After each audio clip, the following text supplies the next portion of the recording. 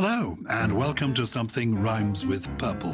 This is a podcast for people who are intrigued by, interested by, in love with language. And it's presented by me, Gyles Brandreth, and my friend and colleague, Susie Dent. Susie Hello. Dent. And there was a moment's pause because Susie and I, though we can see one another, thanks to the magic of Zoom, we are not in the same room.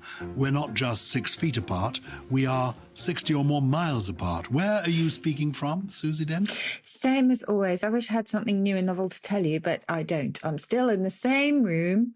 The sun is shining, though, and we're going to talk about words, and that will make everything bright. Have you had a good week? Who have you seen this week? Either through the window or in your dreams? Who have been your encounters of the week? Well, I did something interesting on Wednesday. If you know the presenter Colin Murray, he had a show on Radio 5 Live on the BBC here in the UK. And he decided that we should dedicate some time to letting people just relax, because quite often, you know, towards the end of the evening, whether it's about sort of 10 o'clock, all that's available really is more talk about the pandemic, and that might just depress people's soul a little. So he decided to offer an alternative, and it was a virtual pub in lockdown. So between 10 and 12, I was looking at lots of different faces on the screen, including some fantastic spoken word poets. And we just sat around. There was no script. There was no presenter. We sat around drinking a glass of wine and just chatting, which of course could have gone horribly wrong, but it was actually really nice and it was really uplifting. And I think people who were listening also found that it just gave them that bit of ventilation time, really. So that was really fun. And I listened to the fantastic spoken word poet called Polar, who introduced me to the word univocal lipitude. And a univocal poem is one which allows only one vowel. And he chose the vowel O and delivered this absolute tour de force. No other vowels throughout this quite long poem were allowed, and it was absolutely fantastic. So that was my Wednesday night. Thoroughly enjoyed it. It's the first time I've ever drunk while working. There was a great craze for univocal work in the 1950s in America. And there was a guy who attempted to do the complete works of Shakespeare, dropping a different letter from each of the plays in turn. And the big challenge was doing Othello without the letter O, because Iago, Othello, there they all are, Desdemona, and he somehow managed it. He spent years doing this, and nobody ever performed these plays, and he couldn't quite understand why. Yes. That's amazing. Now, you did something exciting, I know. You did a charity quiz. Well, it was a wonderful occasion. Again, it was on Wednesday, the same night as you were having your sort of spiritual conversation. Mm-hmm. I was having quite a tense time because I was hosting a quiz for the Riverside Studios, which is an arts complex in London on the River Thames at Hammersmith. And they've spent several years refurbishing themselves, and they opened at the beginning of this year brand new, beautiful theatres, several spaces, beautiful cinema screens, television studios. And then within weeks of opening, they had to close. So financial disaster for them, and they decided to organise a charity evening with a quiz. And I thought it was going to be like a general pub quiz, and I was just going to ask the questions. It turned out to be a super gala, superstar quiz. I was asking the questions. The questions, though, had been scripted by John Lloyd. QI John Lloyd, and also the Museum of Curiosities, which I was on once, which I love, absolutely love. That very same man, the only person in the world to have almost as many BAFTAs as Dame Judi Dench. Judi Dench has, I think, 11 BAFTAs, and John Lloyd has about 10, which is pretty impressive. Anyway, Dame Judi Dench took part in this quiz. Stephen Fry took part in the quiz. Joe Brand was there. Eddie Izzard was there. You name it. It was full of quiz kings. And so during the course of today, I may share with you one or two of John Lloyd's questions. Some of them were really easy, like how many muscles are there in the fingers of your hand? And they were multiple choice. How many muscles are there in the fingers of your hand? Are there none? Are there 10? Are there 30? Or are there 34 muscles in the fingers of your hand? What do you think is the answer? Honest answer, I don't have a clue. Muscles. Yeah, because there's lots of tendons. But are there actual muscles? Okay, I'm going to go for broke and say none. None. And that shows you how brilliant you are. That's why you are Susie Dent, because you're completely right. The 34 muscles that bend the fingers are all in the palm. Ah. That's the trick of the question. How many muscles are in the fingers of your hand? 17 muscles in the palm, 18 in the forearm, but none in the fingers of your hand. That's amazing. And I've told you so many times about the origin of muscle, haven't you? Haven't I, even? There are lots of variants in different languages, but most of them go back to little mouse, because particularly for the Romans, musculus little mouse, they thought that flexing biceps looked a little bit like a mouse scurrying around under the skin. I hope you've been doing some homework, because you'll remember Yes. the other day we got a lovely email from Alexandra Townsend, whenever it was.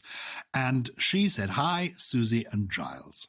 I've been living stateside for 5 years and have just discovered that the Americans use John Doe for a hypothetical person, as us Brits use Joe Bloggs. Just wondering if you could shed any light on the origins of these names." So we thought that might be a bit of a theme for today's podcast. So thank you, Alex Townsend. And tell us, have you done the homework? I have done the homework. It's one of those ones where people have lots and lots of theories, a little bit like nursery rhymes, but we don't actually have the definitive answer. But it's such a long history, John Doe, to start with, because John Doe was regularly mentioned in courts going back to the 14th century, so the reign of King Edward III, for example. So John Doe was the plaintiff and Richard Roe was the defendant. And they were just taken as generic names. Nobody quite knows why, whether they were real people. I mean, obviously they were notional, but whether they were real people kind of inspiring these names, we don't actually know. In the US... You're telling us that this was originally in England. It was originally in England. And yes, in the US, it tends to be applied to corpses. So unidentified corpses. There was actually, well, obviously there are the people who are called John Doe who have had lots of unwanted attention.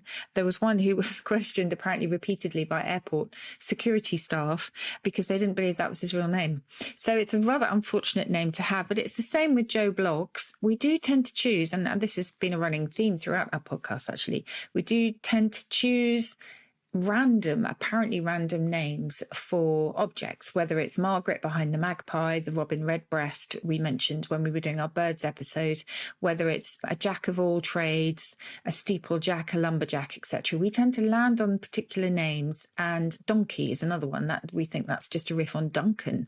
So we don't actually know the precise stories behind them, but they have been there for a very, very long time. So Joe Bloggs, when was it first used? Let me just check that in the OED. I know that we don't quite know, why anyone would take John, because you'd think Smith would be a more obvious one. So as always, I'm going to look it up in the OED. Tap, tap, tap. While you're looking it up in the OED, I'm reminded that in the good old days, we had telephone directories. And then we could have just looked up in the telephone directory to see whether there was a Joe Bloggs. Actually, to see if I've never met anybody called Bloggs. I don't think I have either, actually, which is quite strange. So if you look at Joe, you will see that Joe has been chosen as a generic name for a very long time. So a person in the diggings during the gold rush in Australia was called a Joe. In other countries other than the US, a Joe was a guy from America.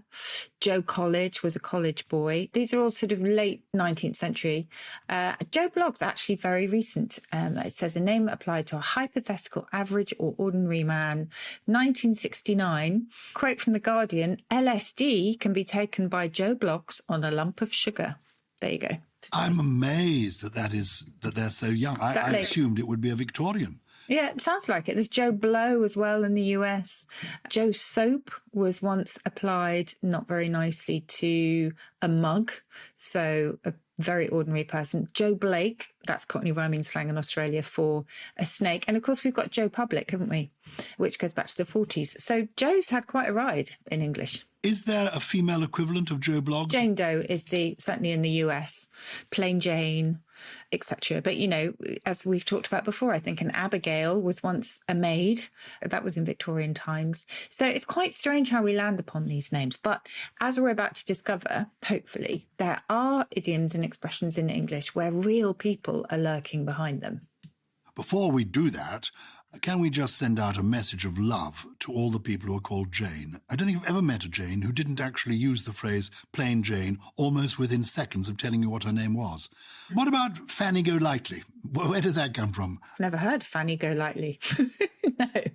You know, Jane Doe. Oh, who is she? Oh, it's Fanny Go Lightly. I've not heard that before. No. Do you want me to look it up? And I know a character, these casual names, you may have Joe Bloggs, I have Fanny Go Lightly, and I also have, it was just Lord Pisspot. Lord Pisspot is one of my favourite characters. Who was it? It was old Lord Pisspot. When I was an MP and you referred to some member of the House of Lords whose name you couldn't remember, you said, it was, Lord Pisspot. And people immediately said, Lord Pisspot, I know him. So, just a few more of these sort of anonymous phrases and names of people. What about Billy No Mates? Yeah, I'm going to really disappoint you with all of these because we actually just don't really know who Billy No Mates was, or Flaming Nora, or Flipping Ada. You know, there have been some different ones over the years, but quite why, we don't know. I think Bloody Nora was mentioned in a novel from the 1950s, and then in the late 60s, don't know if you remember this, there was a sitcom called Nearest and Dearest. Oh, yes. There was a Nora in that, and the term firmly began in Lancashire, we can see, and then examples of flaming and bleeding came along as euphemisms for bloody. But we think Nora is just a working euphemism for hell, really, like bloomin' heck. And then there was Nora Batty, wasn't there? That later on, wasn't there? Nora Batty was she from Corrie? No, maybe she was last of the summer one. Purple people out there are going to be screaming. That we know nothing. At their devices, because we know nothing. Flipping Ada, the same one. First record of that actually is from D.H. Lawrence, Flipping Ada. But yeah, Billy No Mates the same. Why a Billy? We don't know. What about a clever dick? I'm sometimes called a clever dick, which I don't take to be a compliment. I don't think it's meant as a compliment. It's usually when I don't know something. Where does that come from, clever dick? Clever Dick. You've just reminded me of Spotty Dick, actually. Yes, Spotted Dick. I used to love that at school. Oh, yeah, Spotted. My dad's absolute favourite pudding as well. He used to have it fried the next morning. I probably shouldn't go there. Can you imagine anything less healthy? Clever Dick. Okay, yes, Richard Whiteley, the great late presenter of Countdown, the show that you and I both appeared on lots. He used to be called Clever Dick. So it started off meaning simply a clever or smart person, and then quickly became ironical, as it says in the dictionary. So, yeah, why Richard? Who knows? Dick was a name for a pudding as well, hence Spotted Dick.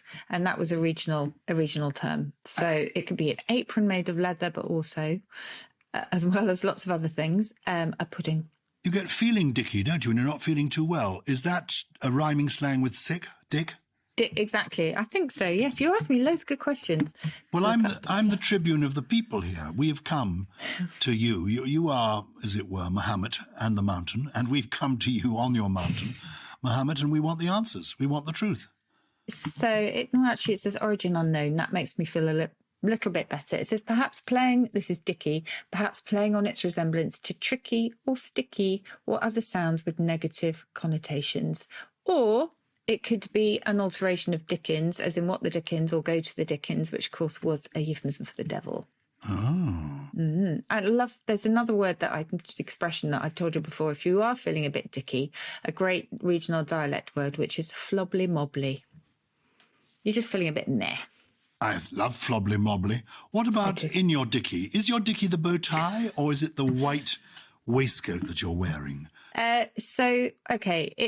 It has meant many items of clothing. So a dicky in the olden days could be a woman's petticoat. We've talked a lot about petticoats, haven't we, recently?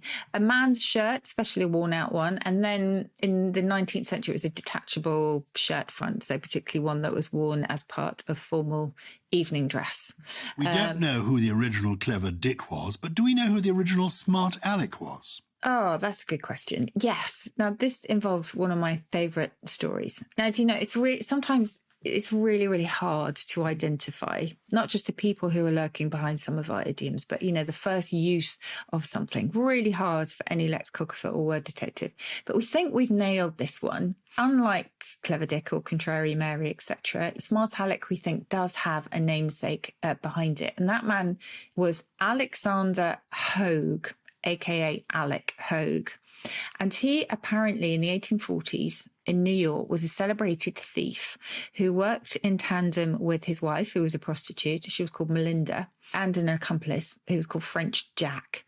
And together they were quite a formidable team, and they would fleece unsuspecting visitors to New York City and then share the loot, crucially, with two police officers who were in on the racket.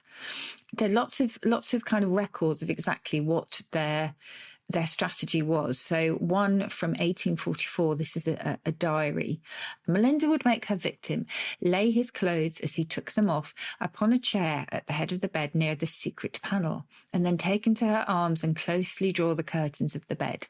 As soon as everything was right and the dupe not likely to heed outside noises, the traitress would give a cough and the faithful Alec would slyly enter, rifle the pockets of every farthing or valuable thing, and finally disappear as mysteriously as he entered. Anyway, apparently the fact that he tried to pocket some of the money himself without giving it to his police accomplices was his undoing, because the police then turned against him. They nicknamed him Smart Alec, or perhaps Not So Smart Alec, and he went to prison together with Melinda. It's a great story. I think it's got it all. It's even got, never mind the coughing major, it's got the coughing Melinda, the prostitute. The coughing major, in case those further afield haven't heard of him, he was in a very famous quiz here called Who Wants to Be a Millionaire? And there's just been a wonderful 3-part drama based on the fact that allegedly one contestant cheated and was aided by a cougher in the audience. Did you see it, Quiz? It was really good. No, because I've got hooked on this French television series called 10%, or in English, Call My Agent. It's on Netflix. I'm completely hooked on it. It's good for your French. There are subtitles, so you can follow it whatever your language. And it's been a huge success in France. It's about an movie actors agency in Paris. It's totally gripping. Now, speaking of the prostitute in the 1840s, what about a peeping Tom? Oh, yes. Nothing to do with the 1840s, this, and everything probably to do with Lady Godiva. So Lady Godiva, according to legend, rode naked through the streets of Coventry in protest against her own husband's taxation of the people. And her name is definitely there in the Doomsday Book, but she's said to have issued this public order that all doors and windows be shut so no one could see her. I don't quite know what the point of the exercise was, but no one could see her riding through. And Peeping Tom is the name given to a prying tailor who's said to have been struck blind, or in some versions even struck dead, after completely defying that order and watching her secretly through his curtains. He was a bit of a Jack the Lad, wasn't he? He was. Oh, Jack the Lad, yes. We've talked about Jack the Lad, I think, before, have we? Jack Sheppard, a famous criminal celebrated in ballads from the 18th century. His thievery was fairly standard, but it was the fact that he was imprisoned so often, and every time he managed to escape, apart from the last. And they would kind of involve all sorts of contraptions in order to keep him there. And he was manacled to the floor at one point, and he escaped, and so became this kind of celebrated folk hero. And when he was hanged at Tyburn, it was witnessed by 200,000 people, apparently. He was such a hero. So he was the original Jack the Lad, we think. One more before we have our break. I heard somebody using this the other day, and I thought, oh my goodness, this is absolutely Gordon Bennett. I was watching an old episode because I love it of location, and Kirsty Allsop was at every other, was saying, oh, Gordon Bennett this. And I thought, well, I can't remember. Is it the newspaper man from Victorian times, the American newspaper editor in New York, or isn't it? What is the origin of the expression Gordon Bennett? Well, yes and no. So the way that Kirsty was using it is as a euphemism for gore blimey, I guess. And that, again, is said to have been uttered by Peeping Tom. So that kind of links that nicely together. So it was the name was a useful euphemism because of the G and the B. But the real Gordon Bennett was also quite a large figure in the popular imagination because he was the son of a newspaper mogul who became famous actually for conducting the first ever interview covering the murder of a prostitute. This is in the 1830s. Anyway, his son took over the New York Herald, but apparently was more interested in good living. He had kind of lavish mansions and yachts, a really flamboyant lifestyle, drunken escapades that were said to scandalized New York society, and his name was always in the news.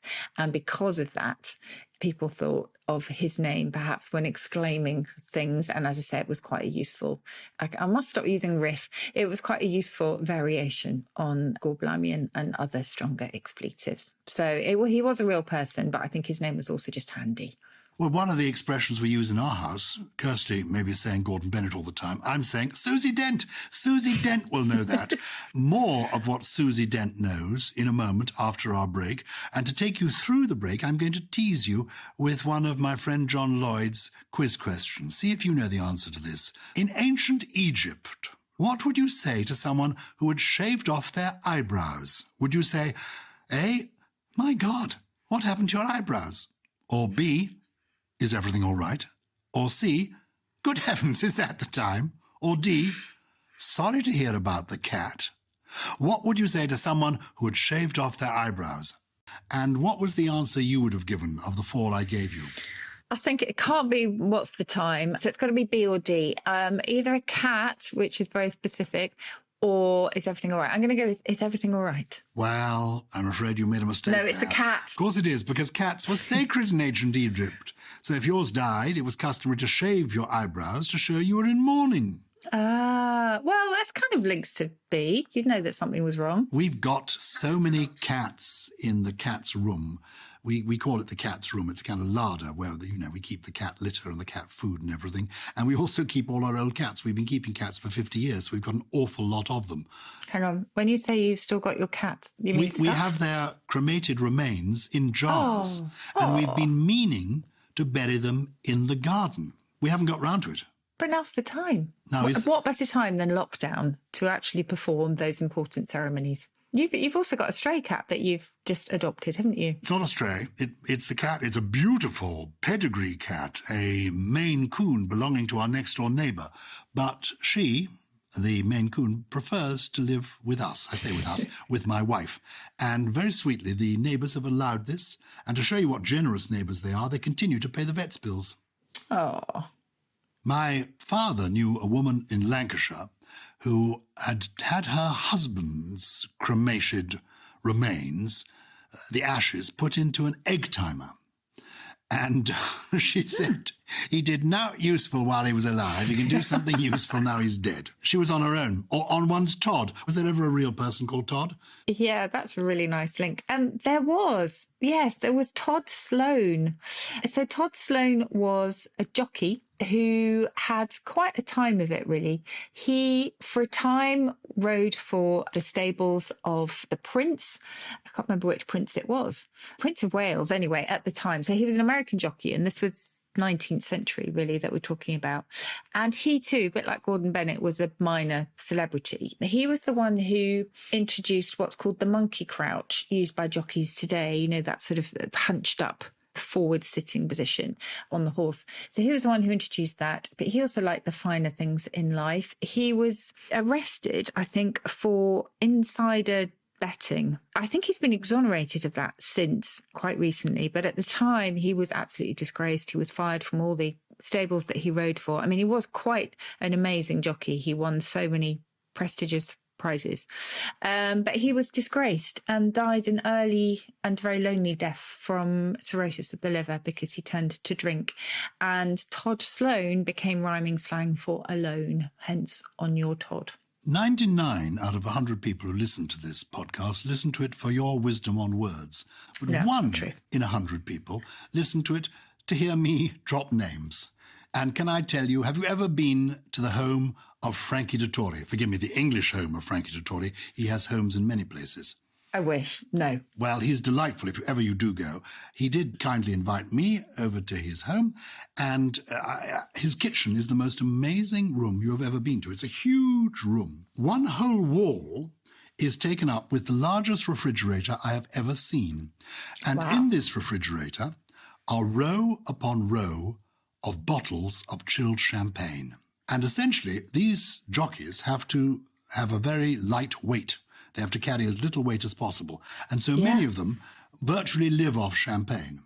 And Frankie Dettori doesn't drink too much. He's a very disciplined human being, he couldn't hardly be so successful if he weren't. But he does enjoy a glass of chilled champagne, and he always has champagne available. Why is it in the kitchen? Well, because that's where he spends so much of his time, because one of the walls of the kitchen can disappear at the press of a button. And when it disappears, behind that wall is a swimming pool. Within the water is a simulated horse, a mechanical horse with a saddle.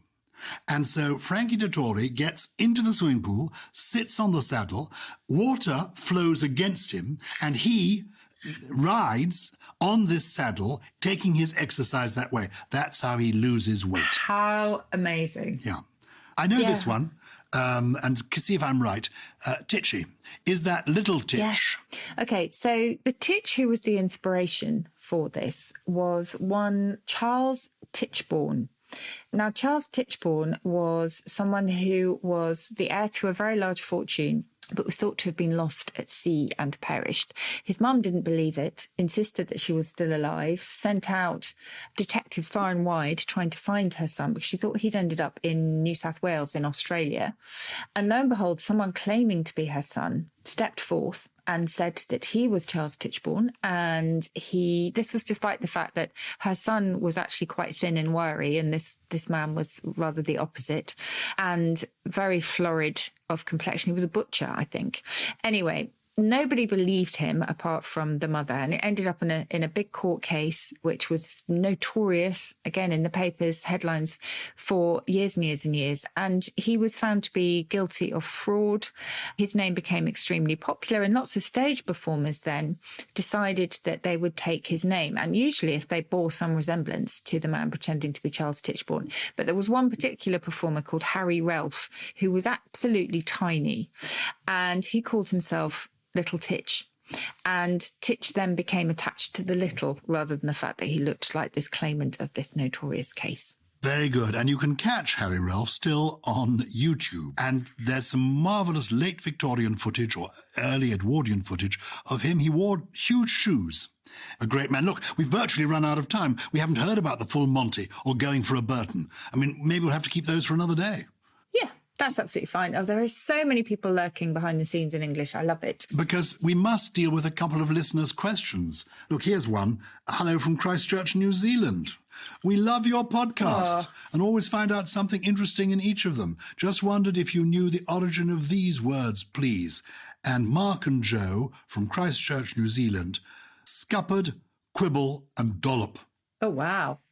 Okay, well, I think start with dollop. I think that's just onomatopoeic. You get a dollop of something. You can almost imagine it being sort of dolloped or plopped onto a plate. Absolutely wonderful, that one. Quibble, that goes back to the Latin, I think, and quis, meaning who. And it began to be associated with all sorts of kind of legal niceties in court documents where people were trying to find out not just who did it, but who said what, etc. And so quis and quib became a quibble. So kind of, just being very pernickety and arguing over tiny points. I think that's where that one came from. And the third one was scup.